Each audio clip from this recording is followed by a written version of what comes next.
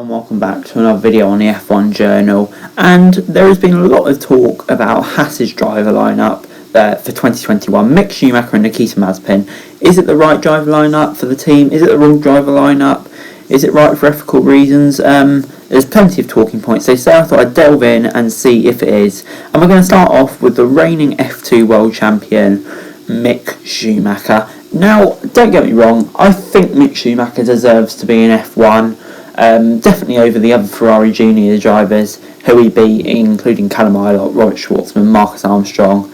However, I wouldn't have put him in the Haas, especially not next to a rookie like Nikita Mazepin.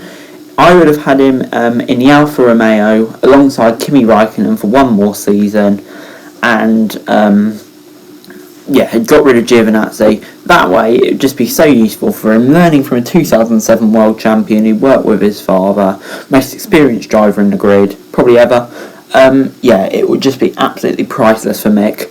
And one thing I do want to say with Mick as well, don't expect fireworks in his first season.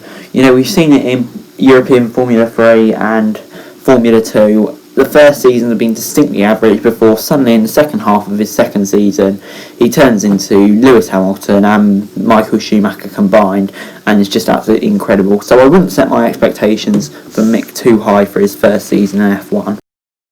Moving on to the man that everyone loves to hate, Nikita Mazepin. Now, before we start on Nikita, I just want to say what he did in that video was absolutely dreadful, and he deserves to be punished, probably more so than the whatever internal accident, which I imagine is total rubbish, than he got. But moving on to Nikita's driving ability, for me, Haas have to take Nikita Mazepin as a driver, whatever he did or not, because the reality is they just won't survive as a team without his backing, and I think it's fairly inevitable that in a few years' time that Gene Haas will pull out, and that Dimitri Mazepin will more than likely by the team, something similar to what we saw at Racing Point with Lance Stroll.